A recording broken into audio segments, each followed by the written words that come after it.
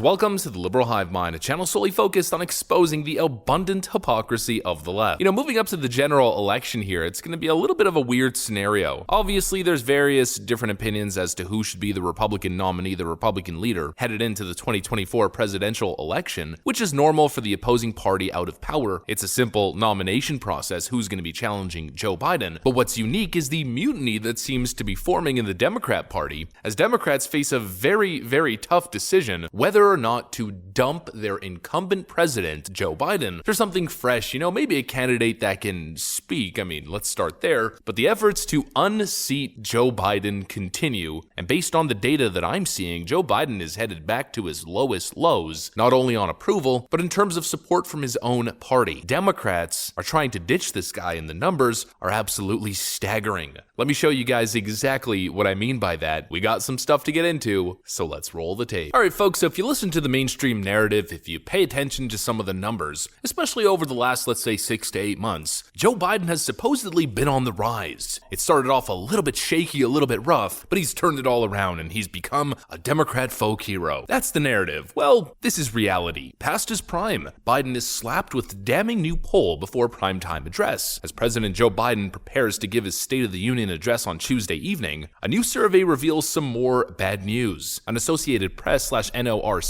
poll released on Monday asked Democrat voters if they want the president to seek a second term in 2024. In a sample that sought to mimic the U.S. population, of those surveyed, and keep in mind, this is Democrats only, just 37% said that they would want to see the 80-year-old run again. Quote, "His age and possibly his mental acuity is not where I would want the leader of the country to be," Ross Truckee, a 35-year-old lawyer and voter in Michigan, told the AP. "He at times appears to be an old man who is past his prime. Sometimes I feel a bit of pity for the guy being pushed out in front of crowds. I honestly think that he would be too old," added Sarah Overman, a 37-year-old Democrat in North Carolina. "We could use someone younger in office." As I keep saying, it's exposure therapy. The more exposure the average American gets to Joe Biden, the more people realize he is unfit for office. Here's a great example from a couple hours ago, just this morning as I'm recording this video, so yesterday morning as you're watching.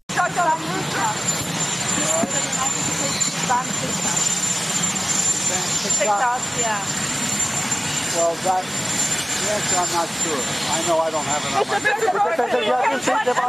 The guy is absolutely clueless. When questioned on the issue of whether or not the United States should ban TikTok, Joe Biden seems dazed, confused, lost. He probably doesn't even know what TikTok is. It's arguably one of the biggest national security concerns, but Sleepy Joe doesn't have the mental acuity, as Democrats said themselves, to even grasp or understand the issue. And honestly, it seems as though this applies to every single issue. If you go throughout his approval ratings on an issue-by-issue basis, Joe is underwater severely on every single issue. 38% on the economy, 42% on foreign policy, 33% on inflation, 37% on crime, 43% on Ukraine, 25% on the direction of the country, and 33% on immigration. And it's like this for a reason, because Joe has no idea what is going on. How can you possibly lead on issues if you don't even understand the basic facts about said issue? Joe doesn't know what's going on at the southern border. How can he possibly fix it? Joe Biden doesn't know anything about the economy. Literally every single word that comes out of his mouth on the issue of economics proves that he's absolutely clueless of the facts. Very simply, this man is not fit for office. And if we do a comparison of the two hypothetical figures headed into the next presidential general election, well, seemingly on the issue of electability, he's falling further and further behind Donald Trump. The survey found that 61% of the public think that Trump should not seek the presidency,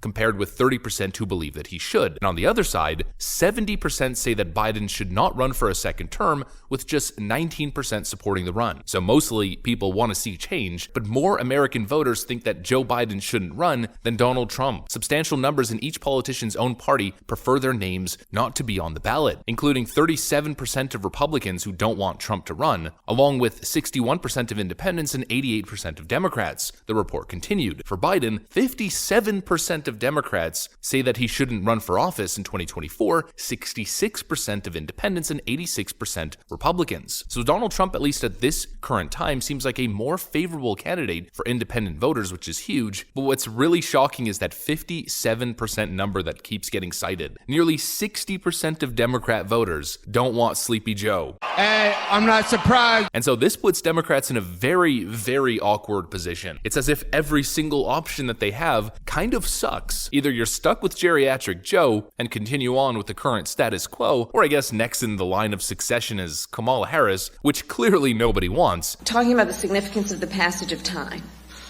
right? The significance of the passage of time.